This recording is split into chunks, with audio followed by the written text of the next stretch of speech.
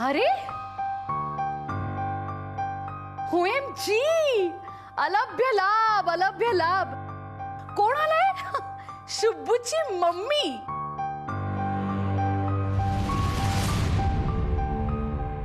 ये आता आलीच आहेस तर जरा जेवूनच जा. काय आहे ना, आम्ही छान चमचमीत जेवायला ऑर्डर केलंय. खूप जास्त मागवलंय. थोडं वेस्ट होणारच आहे, त्यापेक्षा तू थोडं खाऊनच जा. मी इथे जेवायला नाही आलीये. ओह, मग निदान 2 घोट पाणी पिऊन जा. मी तुम्हाला सांगायला आलीये की माझ्या मुलाच्या मनात माझ्याबद्दल विष कालवणं बंद करा. मी काही विष वगैरे कालवत नाही. जे सत्य आहे, जे खरं आहे तेच सांगते. हो, खरं सांगताय तर पूर्णपणे सांगा ना. जसं शिक्षण अर्धवट झालंय तशी गोष्ट अर्धवट सांगू नका. 1 मिनिट, माझ्या शिक्षणावर ना बोलायचं नाही. तुमचं शिक्षण आहे तरी का? काय झेंडू, तुमच्या दीदीचं शिक्षण आहे का?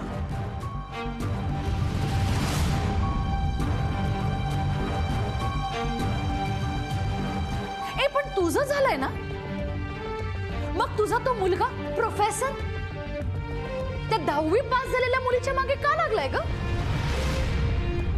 झेंडू.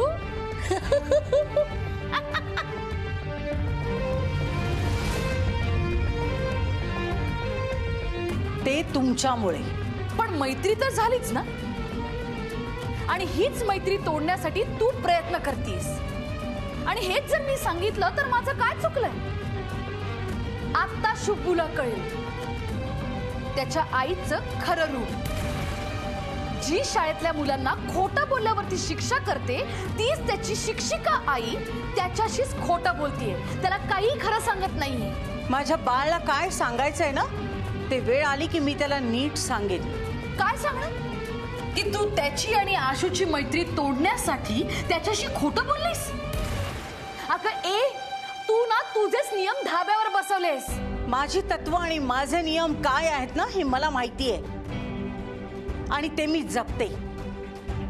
तुझ्यासारखं बेशिस्त आयुष्य जगत नाही मी. मी बेशिस्त आयुष्य जगतीये?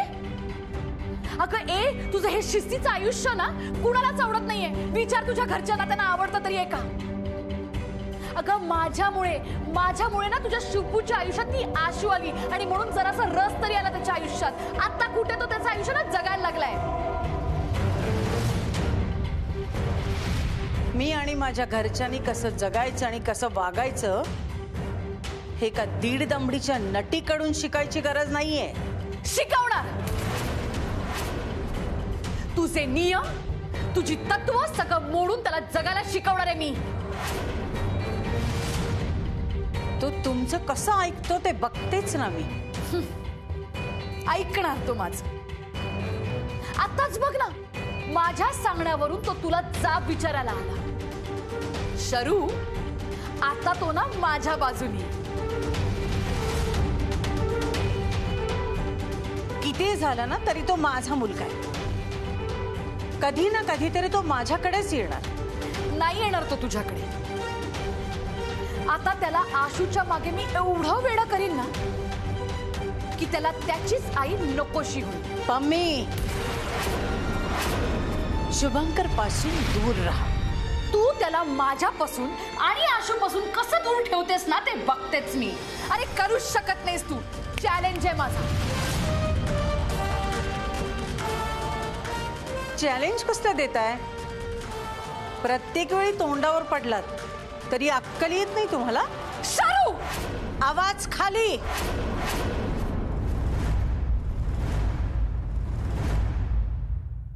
आवाज खाली. हाडाची शिक्षिका आहे हा मी. आवाज चढला ना तर खाली कसा उतरवायचा ते मला चांगलंच कळतं.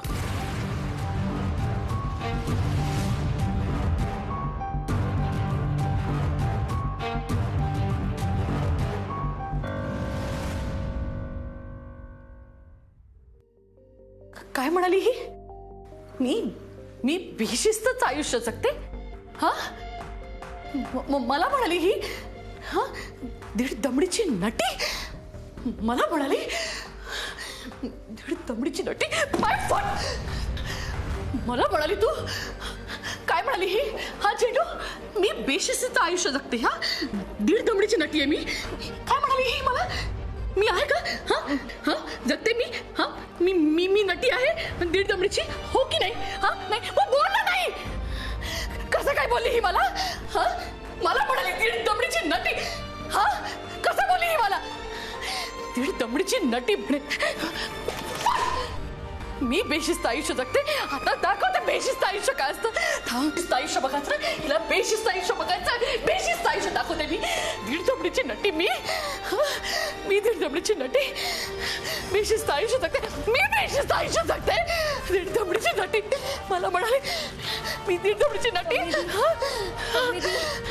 इकडे तुम्ही कसं बोलली ती मला दीड दमडीची नटी पम्मी दी दीड दमडीची नटी म्हणे पम्मी दी शांत व्हा पम्मी दी 2 मिनिट शांत व्हा पम्मी दी दमडीची नटी पम्मी दी मी पाणी आणते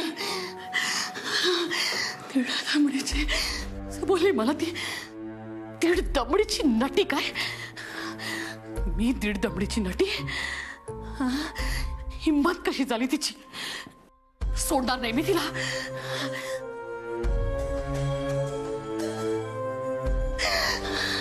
सोडणार नाही पम्मी दी नकोय मला पाणी वगैरे नकोय मला काहीच दीड दमडीची नटी म्हणाली मला पम्मी दी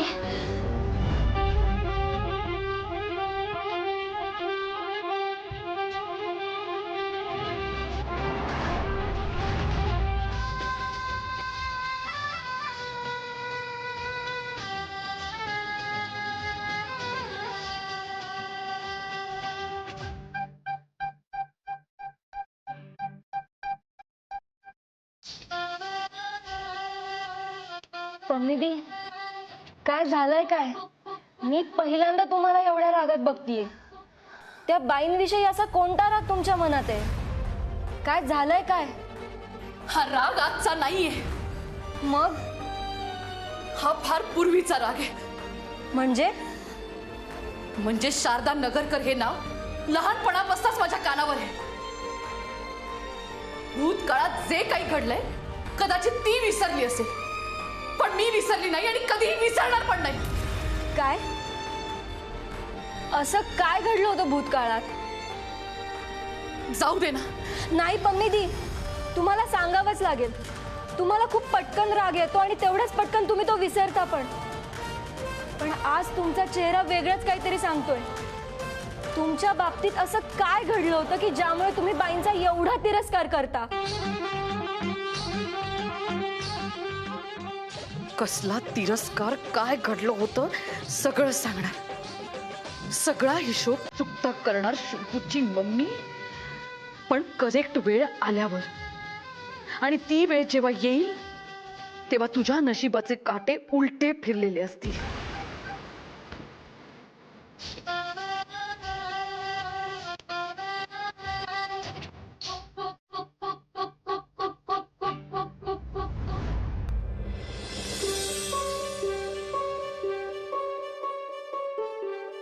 माझंच चुकलं मी आईला प्रश्न विचारण्याआधी पूर्ण गोष्ट काय आहे ना ते जाणून घ्यायला हवं होतं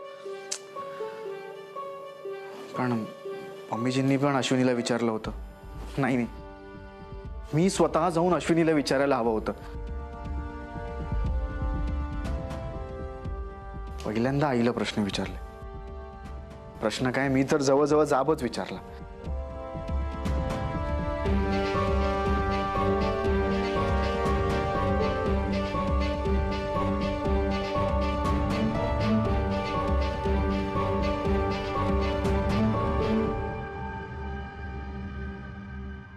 बाळ आई आई अगं कुठे गेली होतीस हे बघ ते महत्वाचं नाहीये तुझ्या सगळ्या प्रश्नांची उत्तरं मिळणं जास्त महत्वाचं आहे चल माझ्याबरोबर आई कुठे जायचंय तू चल माझ्याबरोबर तुला कळेल आई हे बघ मला कळतंय तुला माझा राग आला असेल तुला वाईट वाटलं असेल शुभंकर या सगळ्यापेक्षा जास्त महत्वाचं आहे तुझा गैरसमज दूर होणं आई निघूया आधीच खूप उशीर झालाय.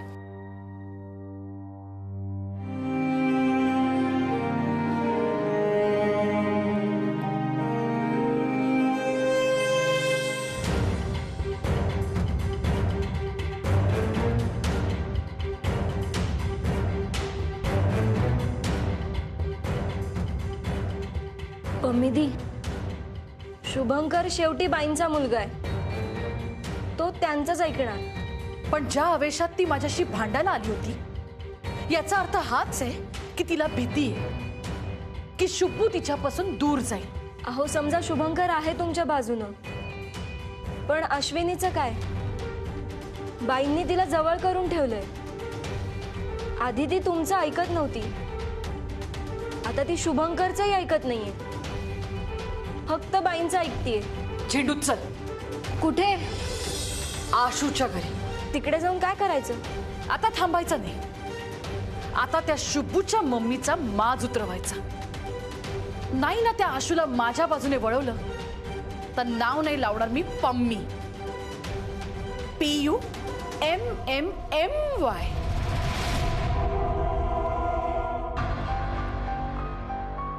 आई,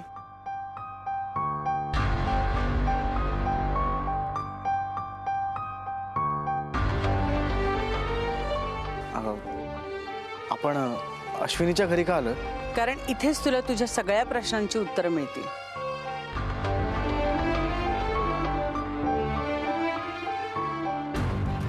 चल.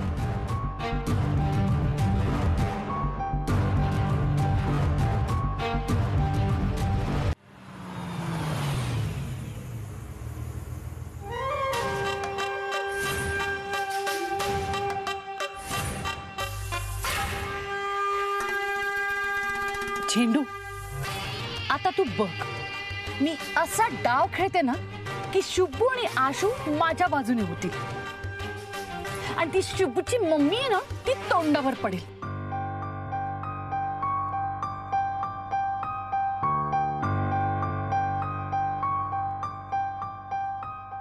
आता परत कधी याल आमच्याकडे?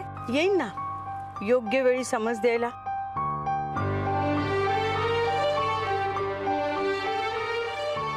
नाही पडणार. काय बाईंनी तुमच्या आधीच डाव खेळला वाटतं. म्हणजे? तिकडे बघा. म्हणजे तुम्ही दोघं वारंवार भांडणं कराल, एकमेकांबद्दल गैरसमज करून घ्याल. तुमची भांडणं मिटवायला, गैरसमज दूर करायला, समज द्यायला मलाच यावं लागणार ना.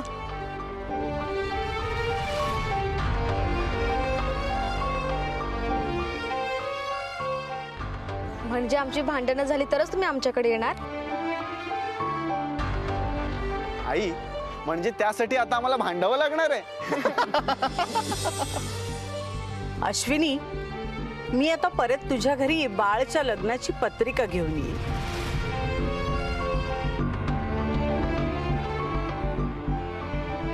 ते कधी? काही ठरलं का? बघू, आता बाळ मनावर घेईल तेव्हाच ठरू. काय बाळ? लवकर ठरवा आणि या. हो.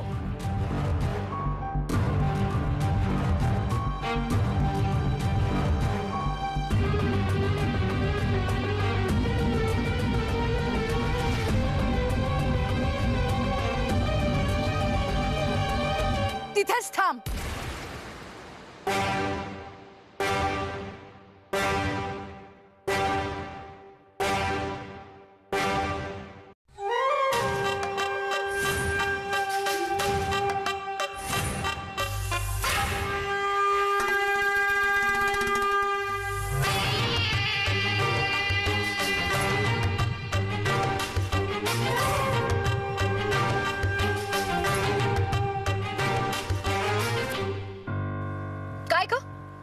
इथे का आली होतीस? स्वतःची बाजू मांडायला? का तू किती चांगली आहेस हे सांगायला? तुम्ही त्यासाठी आलायत का इथे? मला काय गरज पडलीये? मी किती चांगली आहे ना हे आशूला आधीच माहिती. आशू, सांग हिला की मी तुला जास्त जवळची आहे आणि आपलं नातं ना ते खरंय. हिच्यासारखं खोटं नाही. म्हणजे हेच की तुला कमी शिकलेली लोक आवडत नाही ना. मग आता कशी काय तू हिच्याशी बोलतेस, हिला तुझ्या बरोबर नेतेस? म्हणजे हे सगळं जे काय करतेस ते खोटच आहे ना. खोटं? मी कशाला खोटं वागू? आणि मला खोटं वागायची गरजच काय? पम्मी, मी चांगल्याशी चांगलं आणि वाईटाशी वाईट वागते. अश्विनी चांगली मुलगी आहे, मग मी तिच्याशी चांगलेच वागणार ना. आशू, आशू तू हिचं काही एक ऐकू नकोस हा. ही असंच तुझ्याशी गोड गोड बोलेल, तुझे लाड पण करेल, पण असं करून ना ही शुभूपासून तुला लांब करेल. नाही अगं पम्मी दी, उलट बाईंमुळेच आमच्यातले वाद मिटले आणि आम्ही परत एकमेकांशी बोलायला लागलो. अगं पण तुमच्यातले वाद गैरसमज सगळे हिच्यामुळेच होते ना. नाही पम्मीजी, त्याउलट आमच्यामध्ये जे काही गैरसमज होते ना ते माझ्या आईनंच दूर केलेत. नाही नाही नाही शुभू, हा तुझा गैरसमज आहे. बाळ, अश्विनी, मी कधी तुमच्याशी खोटं बोललीये? नाही. उलट तुम्हीच दोघं माझ्याशी खोटं बोललायत की नाही? आणि तेही कोणाच्या सांगण्यावरून?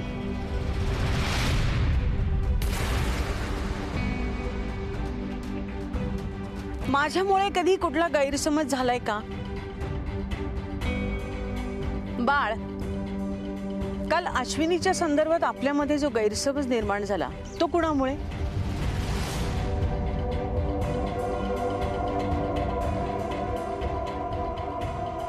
आता तुम्हीच दोघं सांगा, कोण चुकीचं वागतंय?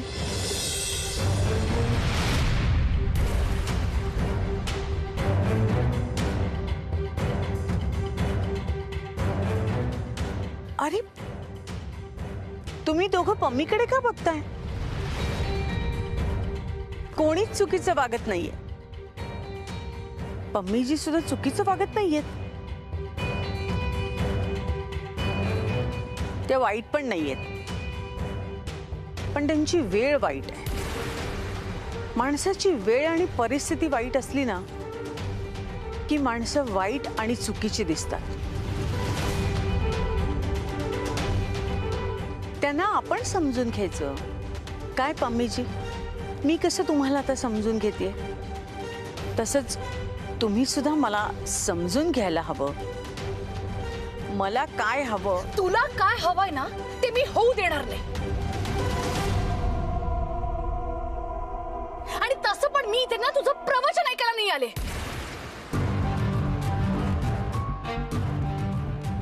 ओ, मी खूप जास्त बोलले का? तसंही तुम्हाला काही कळलंच नसेल, हो ना?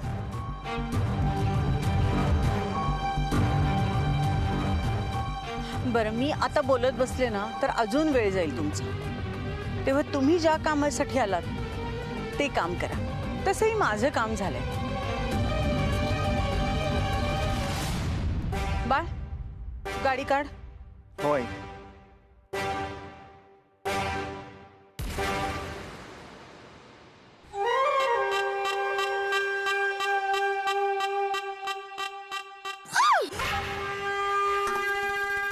सोडणार नाही मी हिला. स्वतःला जास्तच ओव्हर स्मार्ट समजते.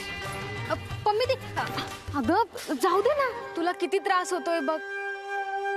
पम्मी दी, तुझ्या मनात बाईंबद्दलचे जेवढे गैरसमज असेल ना ते तू काढून टाक.